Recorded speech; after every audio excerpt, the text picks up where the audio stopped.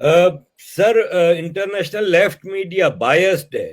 भारत के भी मीडिया वाले, राणा आयोग, बरखा दत्त वगैरह, एक इंटरनेशनली कैंपेन चली है कि भारत में तो हिंदू एक्सट्रीमिस्ट गवर्नमेंट है और Hindutva is a mandate of today's government.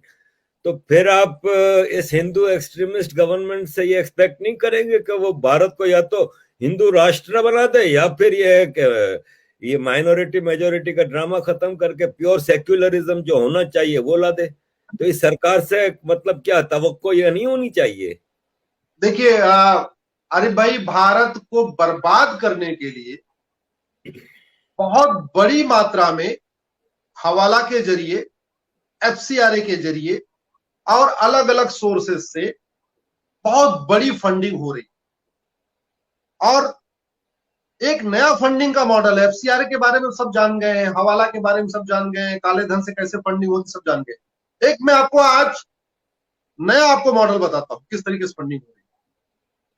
Funding ये हो रही है कि मान लीजिए खाड़ी देश में कोई आदमी नौकरी कर रहा है, उसका जो महीने की तनख्वाह है वो 2000 रियाल। अब उसको वहां से 2000 रियाल की बजाय 3000 रियाल दिया जा रहा है।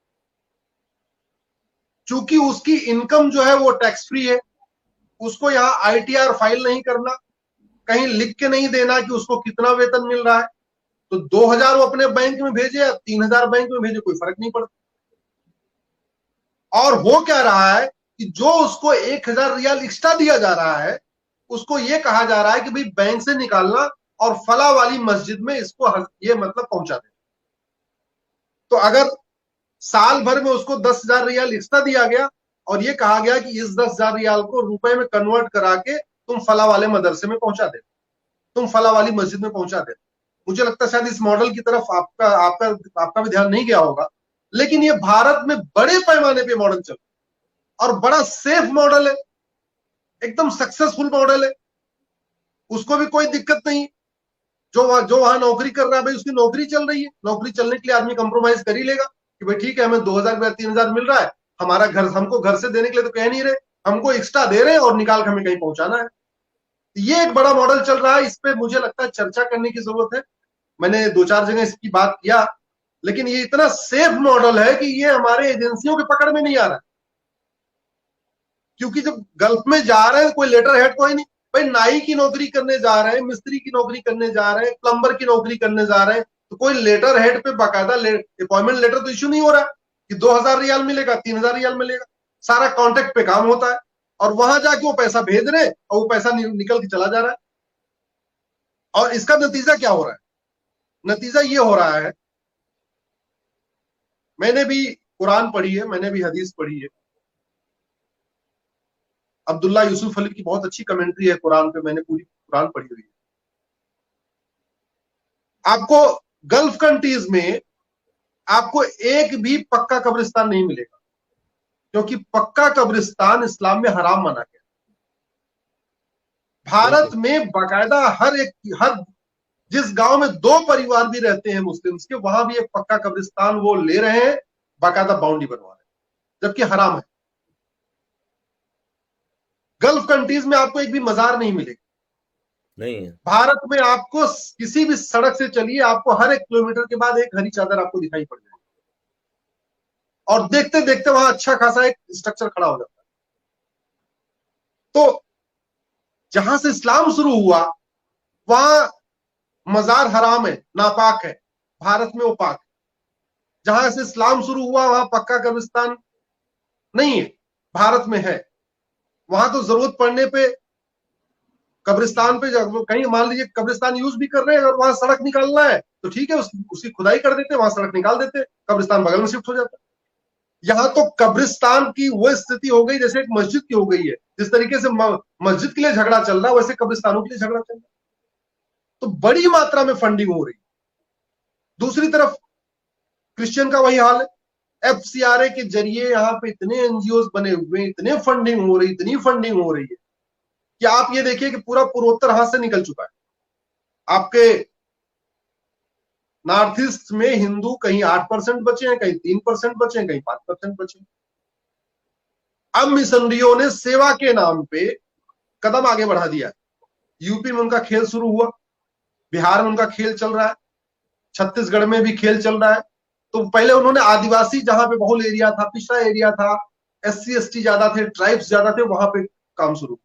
और आज की डेट में गुरुओं की धरती पंजाब में ये खेल चल रहा है, खुलेआम चल रहा है।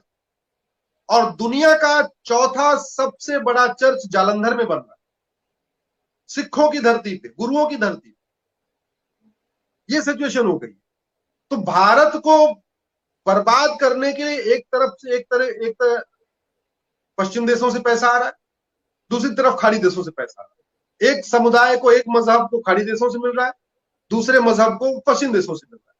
और जिनका आपने नाम लिया, ये लेखक, बुद्धिजीवी और पत्रकार और कलमकार जो भी है, अपने आप को जो कुछ कहते हैं, इनको बड़ी मात्रा में फंडिंग हो रही है। भारत विरोधी लेख लिखने के लिए इनको फंडिंग हो रही है, भारत विरोधी ट्वीट करने के लिए इनको फंडिंग हो रही है, भारत में हिंदू मुस्लिम को और ज्यादा कॉन्फ्लिक्ट क्रिएट करने के लिए इनको हो रही है, फंडिंग हो रही। और रूल ऑफ लॉ यहाँ बर्बाद होता चला जा रहा है, कानून का शासन धीरे धीरे खत्म होता जा रहा है। आपने केरल में क्या देखा, उसके बाद बंगाल में क्या देखा, अभी बिहार के पूर्णिया में शुरू हो गया। तो ये लगातार बर्बादी की तरफ स्थिति बन रही है। इसलिए मैं कह रहा हूं, हम पर डे विकास नहीं कर रहे हैं, बल्कि हम पर डे विनाश की तरफ आगे बढ़ रहे हैं और पूरी दुनिया से गायब हो चुके हैं। पर्शिया ईरान बन गया देखते देखते, कुंभा काबुल बन गया देखते देखते, गंधार जो दुर्योधन का ननिहाल था, देखते देखते वो कंधार बन गया। कैकेय जहां राजा भरत का ननिहाल था, वहां से रानी कैकेयी आई थी, आज वो पेशावर बन गया। तक्षशिला रावलपिंडी बन गया। तो पूरी दुनिया से एक तरीके से खत्म होने की कगार पे आ गए। उसका कारण एक था, कारण ये था कि हमारे पहले के भी जो सनातनी राजा थे, वो केवल सत्ता के लिए लड़ते रहे, उन्होंने सनातन के लिए कोई लड़ाई नहीं लड़ी। वहीं दूसरी तरफ गोरी, गजनी, औरंगजेब, बाबर, हुमायूं, उन्होंने सत्ता के लिए नहीं लड़ाई लड़ी। सत्ता तो उनको रिजल्ट में मिला, लेकिन अल्टीमेट टारगेट उनका सत्ता नहीं था। अगर सत्ता उनका टारगेट होता तो जीत लेते, आराम से रहते, राज करते। फिर बलात्कार क्यों करते, फिर धर्मांतरण क्यों कराते, तलवार के दम पे इतना सारा कत्लेआम क्यों कराते। उनका टारगेट सत्ता था ही नहीं। अगर सत्ता गोरी का टारगेट होता तो 17-18 बार वो अटैक नहीं करता, कहीं और चला जाता अटैक करने। उसका टारगेट था, इसको जीतना है, यहां पे हमें शिफ्ट करना, अपना इस्लामिक हुकूमत बनानी है। और अगर पृथ्वीराज का टारगेट सनातन होता तो पहली बार में उसको मार देते। वो 17 बार माफ नहीं करते। 17 बार माफ किया क्योंकि उनको जैसे लगता उनका राज्य सुरक्षित हो गया, वो माफ कर देते, अपने राज्य के बाहर निकाल के चुपचाप बैठ जाते। उन्होंने सोचा ही नहीं है कि ये अगला जो है, ये सत्ता के लिए नहीं, ये बल्कि इस्लाम के लिए लड़ रहा है। तो अंतर ये था, गोरी और पृथ्वीराज चौहान का अंतर ये था कि गोरी इस्लाम के लिए लड़ रहा था, चौहान साहब अपने राज्य के लिए लड़ रहे थे। वो जैसे उनको लगता था हमारा राज्य सुरक्षित हो गया, वो चुपचाप बैठ जाते, माफ कर देते। और वो चूंकि उसको कैप्चर करना था, इस्लामिक हुकूमत यहां बनानी थी, इसलिए बार बार अटैक कर रहा था। साम दाम दंड भेद युद्ध में कहते हैं सब जायज है। उसने झूठ बोला, ये किया, वो किया, संधि किया, अंत में मार दिया। हमारे राजाओं ने सनातन के बचाने के लिए, सनातन के प्रचार प्रसार के लिए कभी साम दाम दंड भेद उपयोग नहीं किया। वो केवल अपना एरिया देखते रहते, हमारा एरिया सुरक्षित हो जाए, बस बात खत्म, अगर बगल में भाड़ गया, हमारा शासन चलता रहे, हमारी राजशाही चलती रहे। शायद यही कारण था कि हम पूरी दुनिया से गायब हो गए। भारत में भी 9 राज्यों में माइनॉरिटी हो चुके हैं, जो आज हम लोग चर्चा करने वाले हैं। और धीरे धीरे बहुत तेजी के साथ, जैसे 9 राज्यों में माइनॉरिटी हो गए, बंगाल में 28% हो चुके हैं मुस्लिम।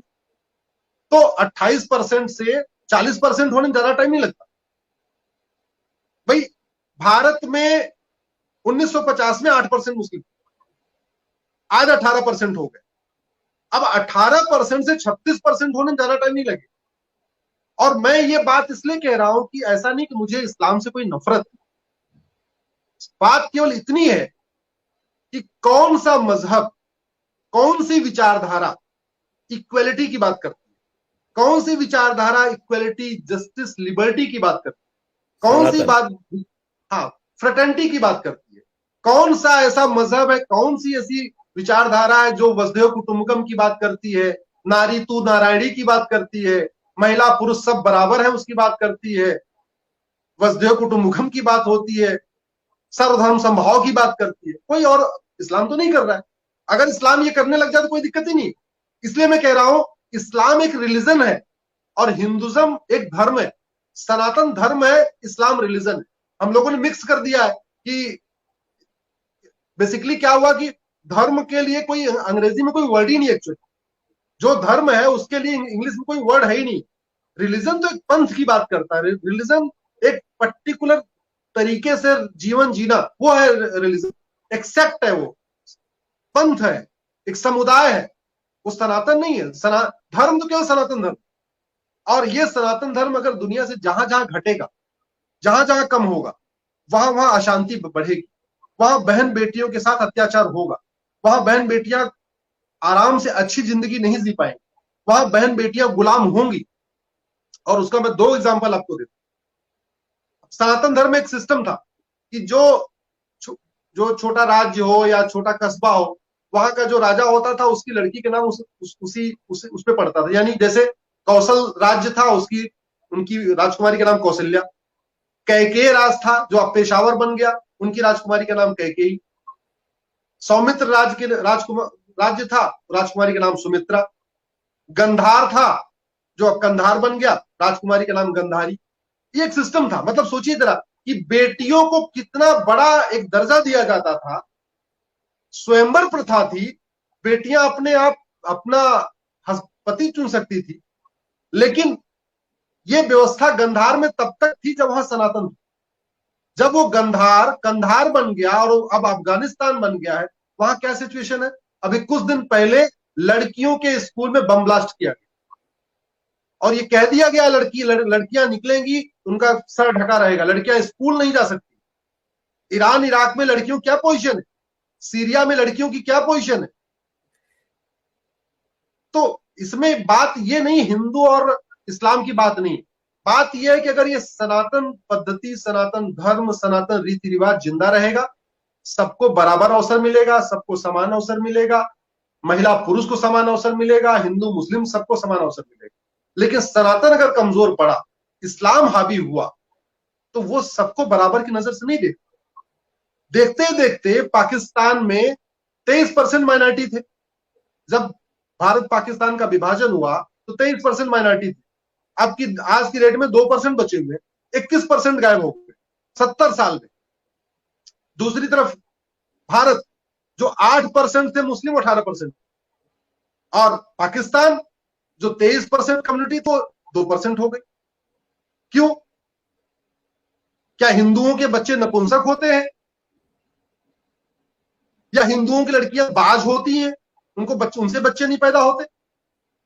सबको पता है कि वहां पे बाकायदा तलवार के दम पे, लालच के दम पे, धोखे से उठा के, स्कूल से उठाना, सब कुछ किया गया। और 70 साल में जो 23% कम्युनिटी थी उसको 2% पे लाके रख दिया। वो 2% भी भागने की कगार पे। उसको तो अगर भारत में नागरिकता मिल जाएगी, भारत में छोड़ के भाग आएगा। सब कुछ छोड़ के भागने के लिए तैयार है। अपना घर छोड़ना, अपना वतन छोड़ना, अपना रीति रिवाज छोड़ना, अपना धर्म छोड़ना, ये बहुत पीड़ादायक होता है।